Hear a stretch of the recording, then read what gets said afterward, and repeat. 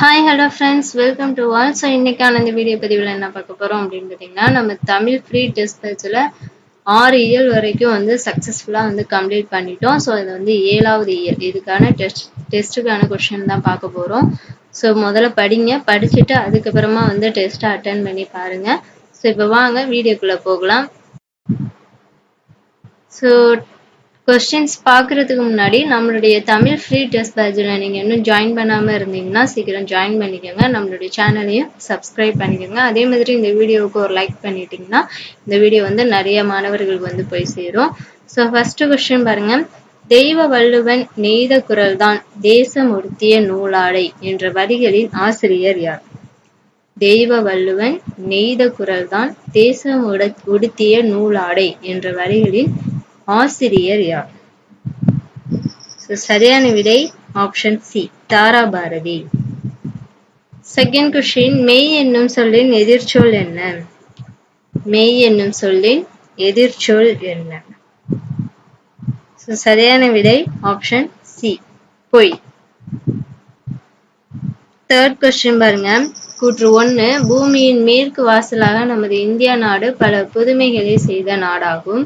கூற்று 2 பார்த்தீங்கன்னா, நமது நாடு அணிந்திருக்கும் ஆடையாக விளங்குவது திருக்குறள் என தாராபாரதி குறிப்பிடுகிறார். ஸோ இதுல வந்து சரியான கூற்று எது அப்படின்னு பார்த்தீங்கன்னா ஆப்ஷன் பி, கூற்று 2 மட்டும்தான் சரி. ஸோ கூற்று 1 பாருங்க, பூமியின் மேற்கு வாசலாக நமது இந்தியா நாடு பல புதுமைகளை செய்த நாடு அப்படின்னு சொல்லியிருக்காங்க. ஸோ இது பார்த்தீங்கன்னா பூமியின் கிழக்கு வாசல் அப்படின்னு வரும். ஓகேங்களா, மேற்கு வாசல்னு வராது, கிழக்கு வாசல்னு வரும். ஃபோர்த் கொஸ்டின் பாருங்க. கூற்று 1, கம்பர் இயற்றிய இனிமையான பாடல்கள் காவிரிக்கரை எதிரொலிக்கின்றன என தாராபாரதி வந்து குறிப்பிடுகிறார். கூற்று 2, காளிதாசரின் அமுதம் போன்ற கவிதை வரிகளுக்கு கங்கை ஆற்றின் அலைகள் வந்து இசையமைக்கின்றன என தாராபாரதி குறிப்பிடுகிறார். ஸோ இதுல சரியான கூற்று எது அப்படின்னு பாத்தீங்கன்னா ஆப்ஷன் டி, கூற்று 1ம் தவறு 2ம் தவறு. கூற்று 1 பாருங்க, கம்பர் இயற்றிய இனிமையான பாடல்கள் வந்து காவேரிக்கரை எதிரொலிக்கின்றன என தாராபாரதி வந்து குறிப்பிடுகிறார். ஸோ இது வந்து கம்பர் இயற்றிய அப்படின்னு வராது, காளிதாசர் இயற்றிய இனிமையான பாடல்கள் வந்து காவேரிக்கரை எதிரொலிக்கின்றன என தாராபாரதி குறிப்பிடுகிறார். ஓகேங்களா. ஸோ கூற்று 2 வந்து காளிதாசர்னு இருக்கு இல்லையா, ஸோ இங்க வந்து கம்பர்னு வரும். கம்பருடைய அமுதம் போன்ற கவிதை வரிகளுக்கு கங்கை ஆற்றின் அலைகள் வந்து இசை அமைகின்றன என தாராபாரதி வந்து குறிப்பிடுகிறார். ஓகேங்களா. ஸோ இந்த வரிகள்லாம் வந்து நல்லா படிச்சுக்கோங்க. ஃபிஃப்த் கொஸ்டின் பாருங்க. அறத்தின் ஊன்றுகோலாக எது விளங்குகிறது என தாராபாரதி குறிப்பிடுகிறார்? அறத்தின் ஊன்றுகோலாக எது விளங்குகிறது என தாராபாரதி வந்து குறிப்பிடுகிறார்? ஆப்ஷன் ஏ திருக்குறள், பி பார்த்தீங்கன்னா கம்பரின் கவிதைகள், சி காந்தியடிகளின் அஹிம்சை, டி வந்து அனைத்தும்.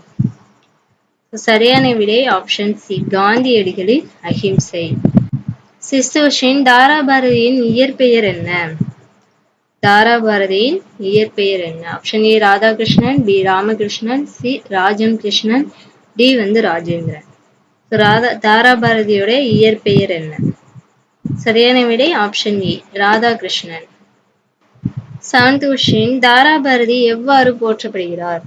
தாராபாரதி எவ்வாறு போற்றப்படுகிறார்? ஆப்ஷன் ஏ கலைஞாயிறு, பி கவிஞாயிறு, சி மொழி ஞாயிறு, டி அனைத்தும். சரியான விடை பார்த்தீங்கன்னா ஆப்ஷன் பி, கவிஞாயிறு. தாராபாரதி வந்து கவிஞாயிறு அப்படின்னு போற்றப்படுகிறார். எய்த் கொஸ்டின், கீழ்கண்டவற்றுள் எது தாராபாரதி எழுதிய நூல் அல்ல? கீழ்கண்டவற்றுள் எது தாராபாரதி எழுதிய நூல் அல்ல? ஆப்ஷன் ஏ புதிய விடியல்கள், பி விரல் நுனி வெளிச்சம், சி தேன்மலை, டி இது எங்கள் கிழக்கு. சரியான விடை ஆப்ஷன் சி, தேன்மலை. நைன்த் கொஸ்டின், புதுமைகள் செய்த தேசம் இது, பூமியின் கிழக்கு வாசல் இது என்ற வரிகள் இடம்பெற்றுள்ள நூல் எது? புதுமைகள் செய்த தேசம் இது, பூமியின் கிழக்கு வாசல் இது என்ற வரிகள் இடம்பெற்றுள்ள நூல் எது? சரியான விடை ஆப்ஷன் சி, தாராபாரதியின் கவிதைகள். அடுத்த 10th கொஸ்டின் பாருங்க. கலைக்கூடமாக காட்சி தருவது என தாராபாரதி குறிப்பிடுகிறார்? கலைக்கூடமாக காட்சி தருவது என தாராபாரதி வந்து எதை குறிப்பிடுகிறார்? ஆப்ஷன் ஏ சிற்பக்கூடம், பி ஓவியக்கூடம், சி பள்ளிக்கூடம், டி பாத்தீங்கன்னா சிறைக்கூடம். சரியான விடை ஆப்ஷன் ஏ சிற்பக்கூடம்.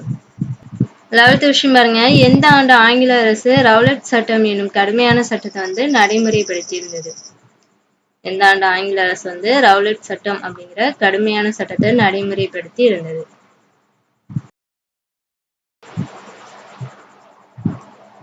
சரியான விடை பார்த்தீங்கன்னா ஆப்ஷன் சி 1919. 12வது விஷயம், பாரதியாரை பற்றி காந்தியடிகளிடம் இவர் எங்கள் தமிழ்நாட்டு கவிஞர் என்று கூறியவர் யார்? பாரதியாரை பற்றி காந்தியடிகளிடம் இவர் எங்கள் தமிழ்நாட்டு கவிஞர் என்று கூறியவர் யார்? சரியான விடை ஆப்ஷன் டி ராஜாஜி. 13வது விஷயம், தமிழ் கையேடு என்னும் நூலின் ஆசிரியர் யார்? தமிழ் கையேடு என்னும் நூலின் ஆசிரியர் யார்? Option A Gandhiyadigal, B Bharathidasan, C G U. Pope, D Caldwell. சரியான விடை option C G U. Pope. Tamil கையேடு என்னும் நூலின் ஆசிரியர் ஜி.யு. போப். நெக்ஸ்ட் 14வது விஷயம், கூற்று 1 பாருங்க. 1937ஆம் ஆண்டு சென்னையில் இலக்கிய மாநாடு ஒன்று வந்து நடைபெற்றது. கூற்று 2, சென்னை இலக்கிய மாநாட்டிற்கு காந்தியடிகள் வந்து தலைமை வகித்தார். சரியான கூற்று எது அப்படின்னு பாத்தீங்கன்னா ஆப்ஷன் சி கூற்று 1ம் சரி 2ம் சரி. 15வது விஷயம், கூற்று 1, சென்னை இலக்கிய மாநாட்டிற்கு வ.உ.சி. வரவேற்பு குழு தலைவராக இருந்தார். கூற்று 2, வ.உ.சி.யின் உரையை கேட்ட காந்தியடிகள் இந்த பெரியவரின் அடிநிழலில் இருந்து தமிழ் கற்க வேண்டும் என்னும் ஆவல் உண்டாகிறது என கூறினார்.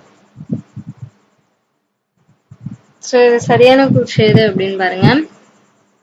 ஆப்ஷன் டி கூற்று 1ம் தவறு 2ம் தவறு. இந்த 2 கூற்றுமே தவறு இல்லையா? இதுல என்ன ராங்கா இருக்கு அப்படிங்கிறத கரெக்டா வந்து கமெண்ட் பண்ணிருங்க. மறக்காம கமெண்ட் பண்ணிருங்க. நேத்து ஒரு வீடியோல வந்து ஒரு கொஸ்டின் கேட்டிருந்தேன். அதுக்கு ஒரு சில பேர் தான் வந்து கமெண்ட் பண்ணியிருந்தீங்க. இந்த வீடியோவுக்கு வந்து என்ன ஆன்சர் அப்படிங்கிறத மறக்காம கமெண்ட் பண்ணிருங்க. கூற்று 1 பாத்தீங்கன்னா சென்னை இலக்கிய மாநாட்டிற்கு வந்து வ.உ.சி. வரவேற்பு குழு தலைவரா இருந்தான்னு இருக்கு. கூற்று 2 வந்து வ.உ.சி.யின் உரையை கேட்ட காந்தியடிகள் வந்து இந்த பெரியவரின் அடிநிழலில் இருந்து தமிழ் கற்க வேண்டும் எனும் ஆவல் உண்டாகிறது என கூறினார். இந்த 2 கூற்றுல என்ன தவறா இருக்கு அப்படிங்கிறத கண்டுபிடிச்சு கமெண்ட் பண்ணிருங்க. நெக்ஸ்ட் 16வது விஷயம், காந்தியடிகள் உடை அணிவதில் மாற்றத்தை ஏற்படுத்திய ஊர் எது? காந்தியடிகள் உடை அணிவதில் மாற்றத்தை ஏற்படுத்திய ஊர் எது? Option A Madurai, B Chennai, C Thanjavur, D Kovai. சரியான விடை ஆப்ஷன் ஏ மதுரை.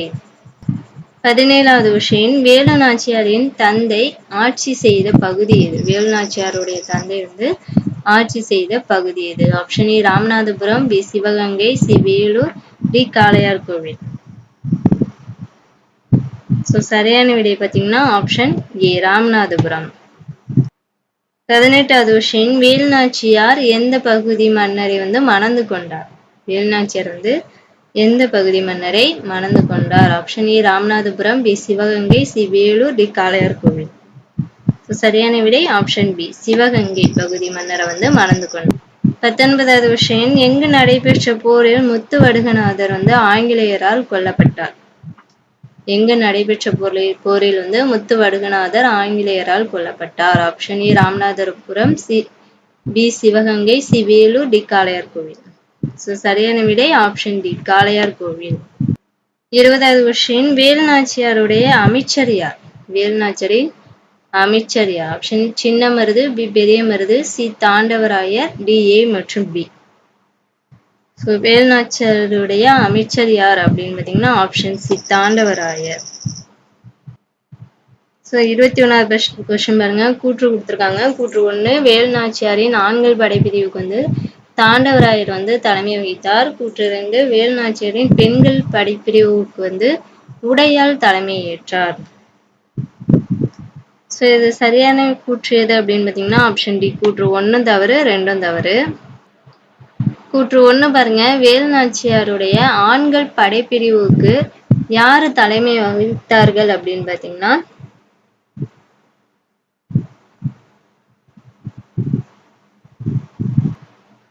மருது சகோதரர்கள் இருக்காங்க இல்லையா, அவங்கதான் வந்து தலைமை வகித்திருப்பாங்க. மருது சகோதரர்கள் யாருன்னா சின்ன மருது, பெரிய மருது. இவங்கதான் வந்து தலைமை வகித்திருப்பார்கள். வேலு நாச்சியாருடைய பெண்கள் படைப்பிரிவுக்கு வந்து யாரு தலைமை ஏற்றார் அப்படின்னு பாத்தீங்கன்னா குயிலி. ஓகேங்களா. குயிலி தான் வந்து பெண்கள் படைப்பிரிவுக்கு வந்து தலைமையேற்றிருப்பார். 22வது கொஸ்டின், எப்போது மற்றும் சிவகங்கை கோட்டையின் கதவுகள் வந்து திறக்கப்படும் என வேலுநாச்சியார் கூறினார்? ஆப்ஷன் ஏ விஜயதசமி, தமிழர் திருநாள், திருவள்ளுவர் நாள், உழவர் திருநாள். சரியான விடை ஆப்ஷன் ஏ விஜயதசமி. 23வது கொஸ்டின் பாருங்க, வேலுநாச்சியாரை காட்டிக் கொடுக்காததால் ஆங்கிலேயரால் கொல்லப்பட்டவர் யார்? வேலுநாச்சியாரை காட்டிக் கொடுக்காததால் ஆங்கிலேயரால் கொல்லப்பட்டவர் யார்? சரியான விடை ஆப்ஷன் ஏ உடையாள். 24வது கொஸ்டின், யார் தம் உடலில் தீ வைத்துக் கொண்டு ஆயுத கிடங்கில் குதித்தது? தம்மோட உடல் மீது தீ வைத்துக் கொண்டு ஆயுத கிடங்கில் குதித்தது யார்? சரியான விடை ஆப்ஷன் பி குயிலி. 25வது கொஸ்டின், வேலுநாச்சியாருடைய காலம். வேலுநாச்சியாரின் காலம் என்ன? சரியான விடை ஆப்ஷன் ஏ 1730 to 1796. 26வது கொஸ்டின், கூற்று 1, வேலுநாச்சியார் சிவகங்கையை மீட்ட ஆண்டு 1780. கூற்று 2, வேலுநாச்சியாருக்கு முன்பே ஆங்கிலேயரை எதிர்த்து வீரப்போர் புரிந்தவர் யாருன்னா ஜான்சி ராணி. இதுல சரியான கூற்று எதுனா ஆப்ஷன் ஏ கூற்று 1 மட்டும்தான் சரி. கூற்று 2 என்ன ராங்கா இருக்கு அப்படின்னு பாத்தீங்கன்னா, ஜான்சி ராணிக்கு முன்பே வந்து வேலுநாச்சியார் வந்து ஆங்கிலேயரை எதிர்த்து வீரப்போர் வந்து புரிந்திருப்பார். ஓகேங்களா. ஜான்சி ராணிக்கு முன்னாடியே வந்து வேலுநாச்சியார் என்ன பண்ணிருப்பாங்கன்னா ஆங்கிலேயரை வந்து எதிர்த்து வீரப்போர் புரிந்திருப்பார். 27வது கொஸ்டின், இலக்கண அடிப்படையில் சொற்கள் வந்து எத்தனை வகைப்படும்? இலக்கண அடிப்படையில் சொற்கள் எத்தனை வகைப்படும்? சரியான விடை ஆப்ஷன் ஏ 4 வகைப்படும். அந்த 4 வகை என்ன அப்படின்னு பாத்தீங்கன்னா, பெயர்ச்சொல், வினைச்சொல், இடைச்சொல், உரிச்சொல். ஓகேங்களா. பெயர்ச்சொல், வினைச்சொல், இடைச்சொல், உரிச்சொல். 28வது கொஸ்டின், தவறான ஒன்றை வந்து கண்டுபிடிக்கணும். ஆப்ஷன் ஏ பாருங்க, பெயர்ச்சொல், வினைச்சொல், இடைச்சொல், திசைச்சொல் இருக்கு. இதுல தவறானது ஒன்று எது அப்படின்னு பாத்தீங்கன்னா ஆப்ஷன் டி திசைச்சொல். ஏன்னா இலக்கண அடிப்படையில் வந்து சொல் வந்து 4 வகைப்படும். அந்த 4 வகை என்னன்னா பெயர்ச்சொல், வினைச்சொல், இடைச்சொல், உரிச்சொல். ஓகேங்களா. இதுல அப்ப தவறானது எதுனா திசைச்சொல். 29வது கொஸ்டின், பெயர்ச்சொல், வினைச்சொல் ஆகியவற்றின் தன்மையை மிகுதிப்படுத்த வருவது எது? பெயர்ச்சொல்லும் வினைச்சொல் ஆகியவற்றுடைய தன்மையை வந்து மிகுதிப்படுத்த வருவது எது? சரியான விடை ஆப்ஷன் டி உரிச்சொல். 30வது கொஸ்டின், மற்று என்பது எவ்வகை சொல்? மற்று என்பது எவ்வகை சொல்? ஆப்ஷன் ஏ பெயர்ச்சொல், வினைச்சொல், இடைச்சொல், உரிச்சொல். மற்று என்பது எவ்வகை சொல் அப்படின்னு பாத்தீங்கன்னா இடைச்சொல். 31வது கொஸ்டின், கூற்று 1 பாருங்க, பெயர் சொல்லையும் வினைச்சொல்லையும் சார்ந்து வரும் சொல் இடைச்சொல். கூற்று 2, இடைச்சொல் வந்து தனித்து இயங்கும். சரியான விடை அப்படின்னு பாத்தீங்கன்னா ஆப்ஷன் ஏ கூற்று 1 மட்டும்தான் சரி. 32வது கொஸ்டின், மா என்பது எவ்வகை சொல்? மா அப்படிங்கிறது எவ்வகை சொல்? சரியான விடை ஆப்ஷன் டி உரிச்சொல். 33வது கொஸ்டின், கீழ்கண்டவற்றுள் எது பெயர் சொல் அல்ல? கீழ்கண்டவற்றுள் எது பெயர் சொல் அல்ல? சரியான விடை ஆப்ஷன் ஏ வா. 34வது கொஸ்டின் பாருங்க, விளையாடு என்பது எவ்வகை சொல்? விளையாடு என்பது எவ்வகை சொல்? விளையாடு அப்படிங்கிறது ஒரு வினை சொல். 35வது கொஸ்டின், செயலை குறிக்கும் சொல் எவ்வாறு அழைக்கப்படுகிறது? ஒரு செயலை குறிக்கும் சொல் வந்து எவ்வாறு அழைக்கப்படுகிறது? சரியான விடை ஆப்ஷன் பி வினைச்சொல். 36வது கொஸ்டின், ஏழைக்கு உதவுதல் சால சிறந்தது. இதில் இடம்பெற்றுள்ள உரிச்சொல் எது? ஏழைக்கு உதவுதல் சால சிறந்தது. இதில் இடம்பெற்றுள்ள உரிச்சொல் எது? இதுல பாத்தீங்கன்னா சால அப்படிங்கறதுதான் வந்து உரிச்சொல். 37வது கொஸ்டின், மக்கள் மெய்தீண்டல் உடற்கின்பம் மற்றவர். இந்த வரிகள் இடம்பெற்றுள்ள உள்ளமற்று என்பது எவ்வகை சொல்? உள்ளமற்று அப்படிங்கிறது எவ்வகை சொல்? சரியான விடை ஆப்ஷன் சி இடைச்சொல். 38வது கொஸ்டின், எந்த ஆண்டு வ.உ.சி. சுதேசி நாவாய் சங்கம் என்ற கப்பல் நிறுவனத்தை வந்து பதிவு செய்தார்? எந்த ஆண்டு வ.உ.சி. சுதேசி நாவாய் சங்கம் அப்படிங்கிற ஒரு கப்பல் நிறுவனத்தை வந்து பதிவு செய்தார்? ஸோ சரியான விடை ஆப்ஷன் ஏ 1906 அக்டோபர் 16. 39வது கொஸ்டின் பாருங்க. வ.உ.சி. சென்னைக்கு செல்லும் போது யாரை சந்திப்பதை வழக்கமாக கொண்டிருந்தார்? வ.உ.சி. வந்து சென்னைக்கு செல்லும் போது யாரை சந்திப்பதை வழக்கமாக கொண்டிருந்தார்? சரியான விடை ஆப்ஷன் ஏ பாரதியார். 40வது கொஸ்டின் கூற்று 1 உயிரெழுத்தில் தொடங்கும் சொல்லுக்கு முன் ஒரு அப்படிங்கிற ஒரு சொல்ல வந்து பயன்படுத்த வேண்டும். கூற்று 2 பார்த்தீங்கன்னா உயிர்மெய் எழுத்தில் தொடங்கும் சொல்லுக்கு முன் ஓர் என்னும் சொல்ல வந்து பயன்படுத்த வேண்டும். சரியான விடை இது பார்த்தீங்கன்னா கூற்று 1ம் தவறு 2ம் தவறு. கூற்று 1 பார்த்தீங்கன்னா உயிர் எழுத்தில் தொடங்கும் சொல்லுக்கு முன் அத்து அப்படிங்கிற ஒரு சொல்ல வந்து பயன்படுத்தணும். அதே மாதிரி உயிர் எழுத்தில் தொடங்கும் சொல்லுக்கு முன் பார்த்தீங்கன்னா அது அப்படிங்கிற ஒரு சொல்ல வந்து பயன்படுத்த வேண்டும். 41வது கொஸ்டின் பாருங்க. கூற்று 1 உயிர் எழுத்தில் தொடங்கும் சொல்லுக்கு முன் அக்து என்னும் சொல்லை வந்து பயன்படுத்த வேண்டும். கூற்று 2 உயிர்மெய் எழுத்தில் தொடங்கும் சொல்லுக்கு முன் அது என்னும் சொல்லை வந்து பயன்படுத்த வேண்டும். இது இப்பதான் வந்து சொன்னேன் பார்த்தீங்கன்னா கூற்று 1 சரி 2ம் சரி. 42வது கொஸ்டின் தவறான ஒன்றை வந்து கண்டுபிடிக்கணும். ஓர் ஊர் ஒரு நகரம் அது நன்றாக உள்ளது ஓர் கடல். தவறான ஒன்று அப்படின்னு பார்த்தீங்கன்னா ஆப்ஷன் ஏ ஓர் கடல் இருக்கு இல்லையா? சாரி ஆப்ஷன் டி ஓர் கடல் இருக்கு இல்லையா? இதுதான் வந்து தவறான கூற்று. 43வது கொஸ்டின் கூற்று 1 பாருங்க. பேட்ரியோடிசம் என்னும் ஆங்கில சொல்லுக்கு வந்து தமிழ் சொல் வந்து நாட்டுப்பற்று. கூற்று 2 லிட்ரேச்சர் என்னும் ஆங்கில சொல்லுக்கு வந்து தமிழ் சொல் வந்து இலக்கியம். சரியான விடை பார்த்தீங்கன்னா ஆப்ஷன் சி கூற்று 1ம் சரி 2ம் சரி.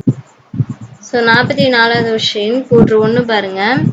நாலேஜ் ஆஃப் ரியாலிட்டி என்பது பொருள் பார்த்தீங்கன்னா மெய் உணர்வு. கூற்று 2 ஆர்ட் கேலரி என்பதற்கு தமிழ்ச்சொல் வந்து கலைக்கூடம். சரியான கூற்று எது அப்படின்னு பார்த்தீங்கன்னா ஆப்ஷன் சி கூற்று 1ம் சரி 2ம் சரி. 45வது கொஸ்டின் குமரி கன்னியின் கூந்தலுக்காக எந்த பகுதியின் மலர்கள் மாலையாக தொடுக்கப்படுவதாக தாராபாரதி வந்து கூறுகிறார்? குமரிக்கண்ணியின் கூந்தலுக்காக எந்த பகுதியின் மலர்கள் வந்து மாலையாக தொடுக்கப்படுவதாக தாராபாரதி குறிப்பிடுகிறார்? சரியான விடை ஆப்ஷன் சி காஷ்மீர். 46வது கொஸ்டின் நூலாடை என்னும் சொல்லை வந்து பிரித்து எழுதுக. நூலாடை என்னும் சொல்லை பிரித்து எழுதுக. சரியான விடை ஆப்ஷன் ஏ நூல் கூட்டல் ஆடை. 47வது கொஸ்டின் எதிர் பிளஸ் ஒழிக்க என்பதை சேர்த்து எழுதுக. எதிர் பிளஸ் ஒழிக்க என்பதை சேர்த்து எழுதுக. சரியான விடை ஆப்ஷன் சி எதிரொலிக்க. 48வது கொஸ்டின் பாருங்க. தேசம் என்னும் சொல்லின் பொருள். தேசம் என்னும் சொல்லின் பொருள் என்ன? ஆப்ஷன் ஏ நாடு, பி வீடு, சி உலகம், டி ஊர். சரியான விடை ஆப்ஷன் ஏ நாடு. 49வது கொஸ்டின் ராமன் என்பது எவ்வகை சொல்? ராமன் அப்படிங்கிறது எவ்வகை சொல்? சரியான விடை ஆப்ஷன் ஏ பெயர் சொல். 50வது கொஸ்டின் காளிதாசனின் தேனிசை பாடல்கள் எதிரொலிக்கும் இடம் என தாராபாரதி குறிப்பிடுவது எது? காளிதாசனுடைய தேனிசை பாடல்கள் எதிரொலிக்கும் இடம் என தாராபாரதி குறிப்பிடுவது எது? சரியான விடை ஆப்ஷன் சி காவிரி கரை. ஃபைனலாக பார்த்தீங்கன்னா இயல் 7ல் வந்து நம்ம ஒரு 50 கொஸ்டின் வந்து கம்ப்ளீட் பண்ணியிருக்கோம். நீங்கள் 50 கொஸ்டினுக்கு எத்தனை கொஸ்டின் கரெக்டாக ஆன்சர் பண்ணியிருக்கீங்க அப்படிங்கிறத மறக்காமல் கமெண்ட் பண்ணிடுங்க. அதே மாதிரி இந்த வீடியோவுக்கு வந்து ஒரு லைக் பண்ணிவிட்டு நம்மளுடைய சேனலை சப்ஸ்கிரைப் பண்ணாமல் பார்த்துருந்தீங்கன்னா மறக்காமல் சப்ஸ்கிரைப் பண்ணிடுங்க. Thank you to all.